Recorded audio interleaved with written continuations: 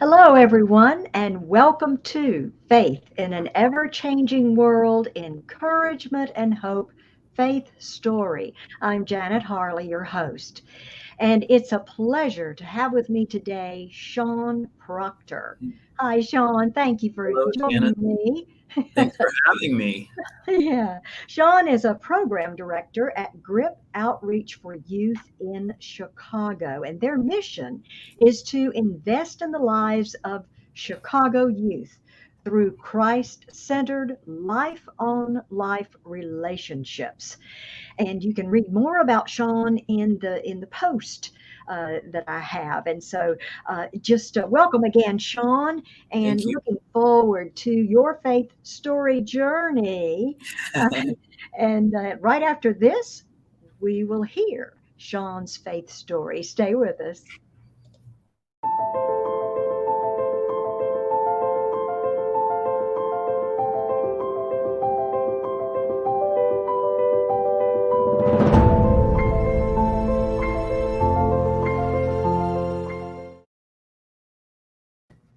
And welcome back. And Sean, if you will, please share your faith story. Yeah, thank you. It's an honor to be here. I was pursuing acting in Central Florida, living in Orlando, pursuing theater and television and film, and started to build a resume. And I was like living out my dream. I was 21 years old, and April of 1999, I was sitting watching the morning news, and the Columbine High School massacre basically was unfolding. That took place in Littleton, Colorado, where two young high school students walked into their school and with black trench coats and pipe bombs and assault weapons, and took the lives of students and teachers, and then took their own lives. And I remember getting very just disturbed. That was America's first school shooting, so to speak, Yeah. and I was just so brokenhearted. And I remember, watching the news all day and hearing the president at the time, talk about gun laws, and which, there needs to be certain laws, that restrict the use of certain weapons and the wrong Yeah. hands.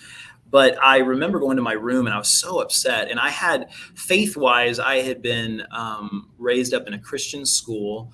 Mother had come to faith early on in my younger years, but not necessarily, I didn't have a faith that was intimate with the Lord. It was very much a fear of doing the wrong thing and not doing the wrong thing and doing the right thing. And so Yeah. my life in faith in Christianity was a lot about what I did do and didn't do, but not understanding the intimate love of Jesus for me and how much he longs to know us Yeah. as bride, and the Father's adoption of us as his children, and so much. So I was not there yet. So I went to my room and I got on my knees and I began to pray, and I was actually really angry in prayer. And I was like, you got to show God, you got to show the president. This has so much more to do than with gun laws. This has to do with what happens to these two young men who did this, like what was going on inside of them. And I was like, you have to do something about it. And it was the first time ever in my life that I had ever heard the voice of God. And it was Mm. not audible, but it was in the spirit in such a way where I just knew it wasn't me, because I wasn't saying this to myself. And I heard, what are you going to do about it? And I Mm. was like, well, I'm praying. That's what I'm doing about it. Like, is that, Yeah. that's the right thing to do? And and at that moment, I felt super convicted. And I remember saying to the Yeah. Lord, God, please use my life in some way to impact the lives of young people so they don't choose that direction. But please don't make me do Christian drama, and don't make me work at a church, because both of those just Oh, taste mercy. in my mouth. Sometimes they still are. Stipulations on God. Yes. And but from that point on, the holy chessboard player just started to direct my steps. And our Father, Wow. who is so faithful, who, the Bible says that man plans his way, but the Lord directs his steps. And that's exactly Yeah. what happened. Within a couple months after that, I was on a mission trip in Haiti that I did not want to be on. The Mm. Lord began to break me and show me that a lot of my pursuit in acting in that season was about receiving the applause of man and receiving the Yeah. affirmation of others and filling some insecurity voids in my heart. Mhm. And I was like, oh, and he started to expose that as I was serving people in another country. Right. And so I Mm. came back from that trip and basically collapsed in my pastor's arms. And I was like, I know God's calling me to ministry, but I'm afraid of what that looks like. And I don't really want to do that. My idea of what that Yeah. was.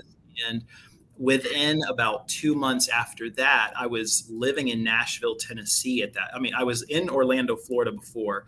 And then boom, within 2 months, I'm living in Nashville, Tennessee. I'm traveling with a Christian Wow. drama team with a man named Brent Gambrell, who really shepherded my heart in identity in Christ, identity in using your gifts for the glory of God, but the gifts not being what you bow before, but the king of those gifts being who you submit to. And Yeah. I received such a heart for young people as we traveled the country doing conferences, doing little church events, big conference events. And it was an incredible encounter and experience watching him, that man Brent, walk life Mhm. on life with me through Right. my 22nd and 23rd year of life.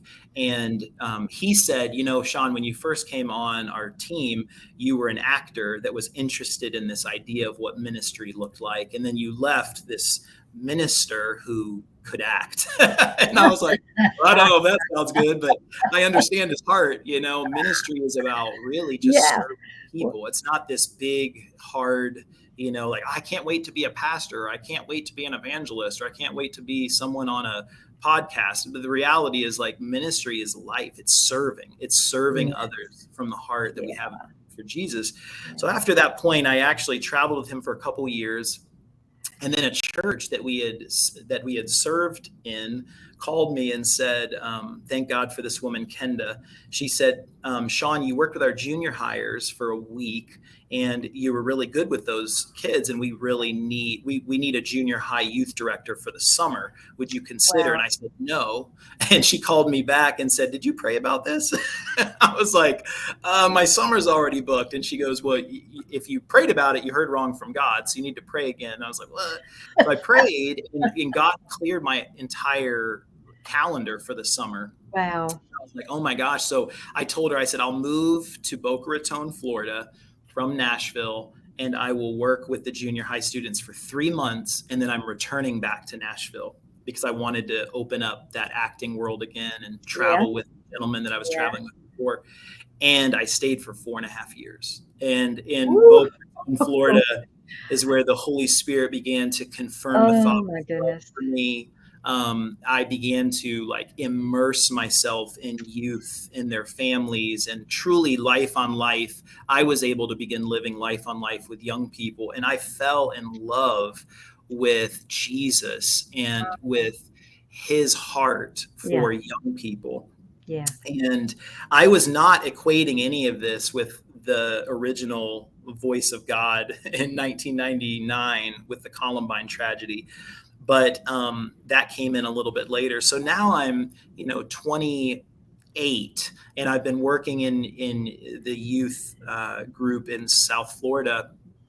And I had started taking classes at Moody Bible Institute against my own wishes. I didn't think I needed a degree. I had so many different things going on in my heart and my mind. But one of the elders from that church, Randy Degler, said, Mm. we're going to pay for you to do some Moody Bible Institute distance learning center Wow. classes. So he did that. And a couple years into that, I ended up sensing that I needed to move to Chicago to finish that degree. And that's all another really crazy God story. I didn't know anything about Chicago. All I knew is that the Chicago Bulls were here. Michael Jordan was here. Oprah Winfrey was here. The Bulls show was here way back when I was a kid. So I actually applied for Moody and was accepted within a couple weeks and moved within Oh. 4 weeks of applying. So again, I moved into another big city that I'd never been in and never lived in. And was kind of like, I didn't really want to do this, but stayed in Chicago for that year and a half to 2 years to finish out a degree, just a biblical studies major. And during that time, again, I was exposed to an entirely different world of young people and youth Mhm. culture. and culture just in Chicago. It's a beautiful and painful city. There's a lot of brokenness, but there's so much beauty, so much to be celebrated. And it kind of angers me when the news only features, Yeah. the brokenness, but doesn't talk about the systems that produce that brokenness. And that's Right. another story for another changing world. But I will say I moved to Chicago in 2005. And at that point, I'm 28 years old. And I went to school, began waitering, got connected to a church, Chicago Tabernacle, where God introduced me to my wife. She's amazing.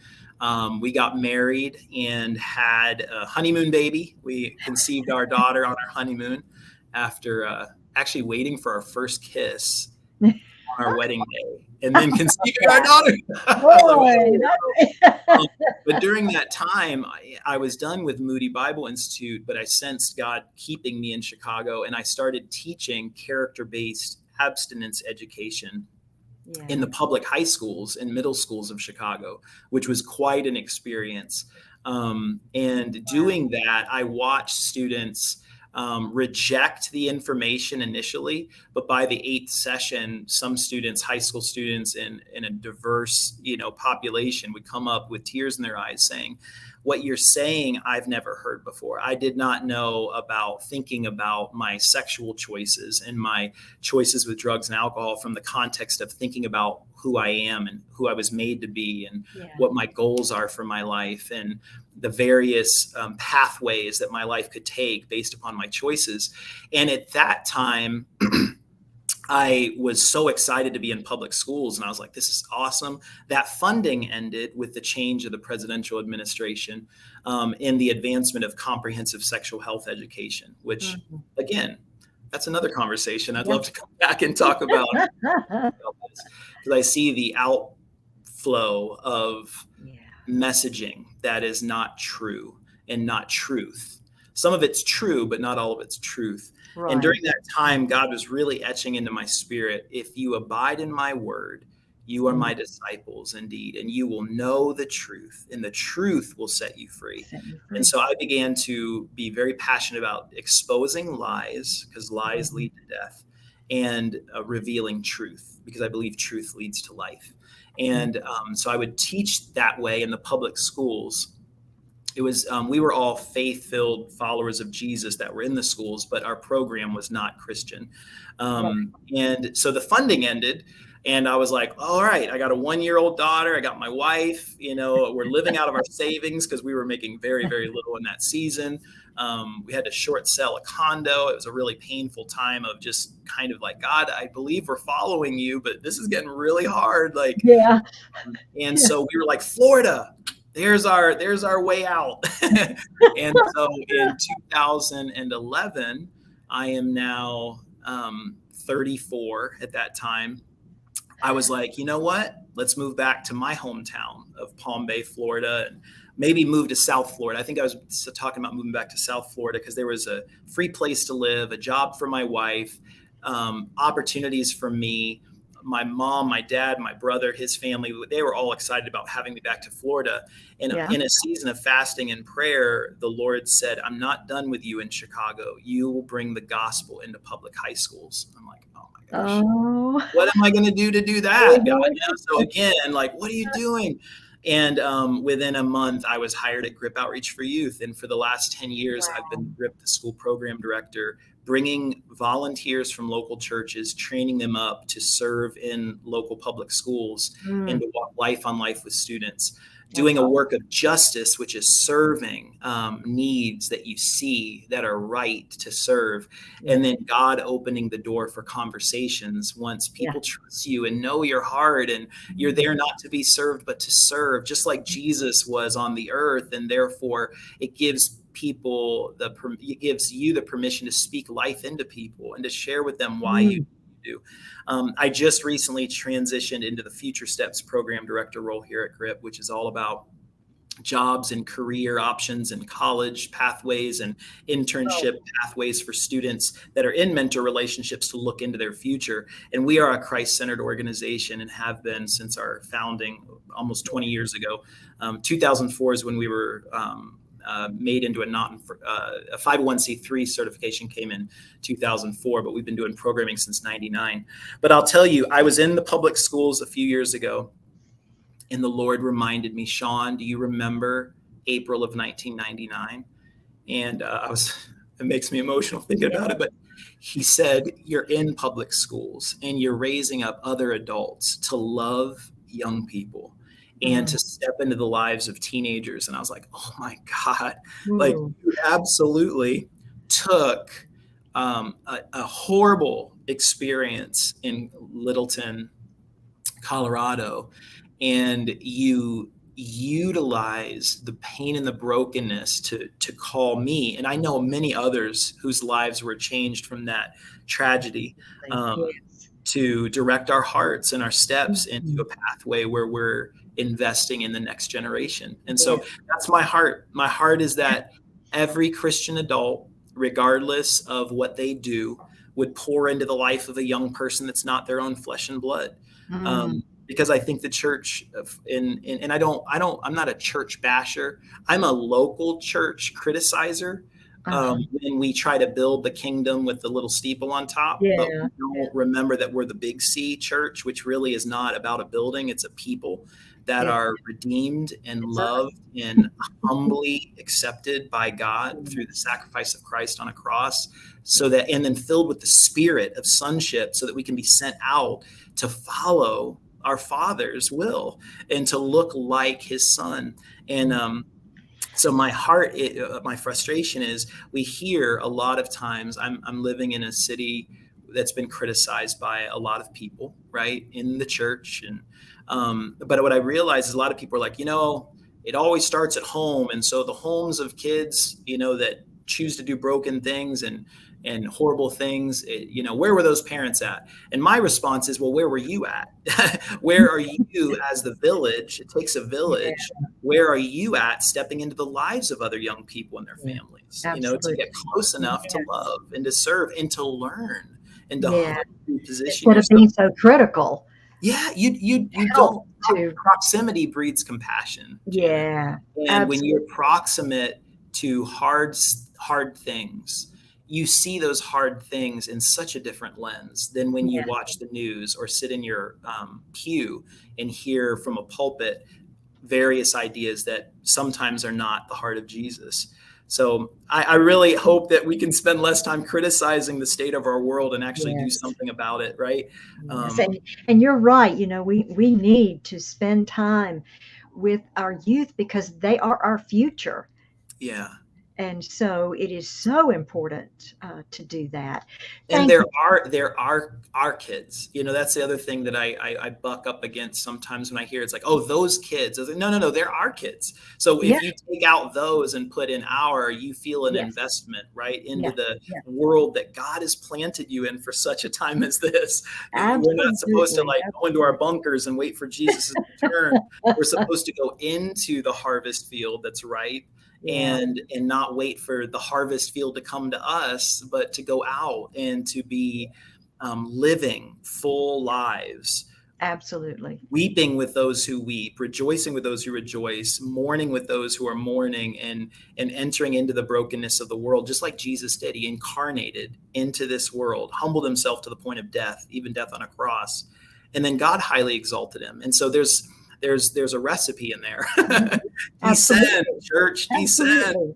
And we had a horrible tragedy take place yesterday in Highland Park, which is about 30 minutes northwest of the city. And I when I read the news and saw the 22-year-old young man, my heart was broken because I'm looking in his eyes and I'm just thinking, I'm not thinking about what went wrong in his family. I'm not thinking about what went wrong in his upbringing. What I'm viewing is who are the people that God planted in his path as he was growing up, as he was progressing into his career that he had, and who was stepping in and just loving him and serving him and ministering to him in the sense of not in a church setting, but in a life setting.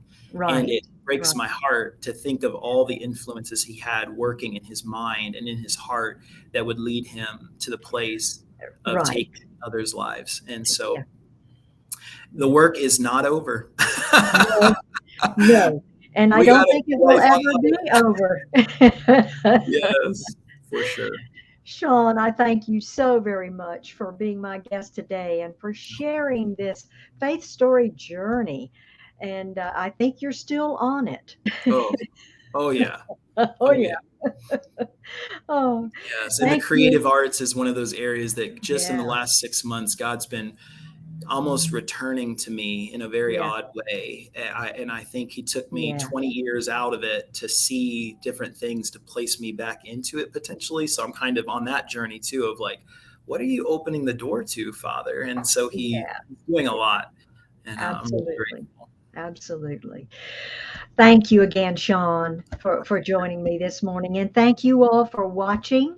And I also want to thank the wonderful network family that I'm a part of, Creative Motion Network. Thank you all for watching as well. Have faith and look up, friends, where our help comes from. Bye. God bless.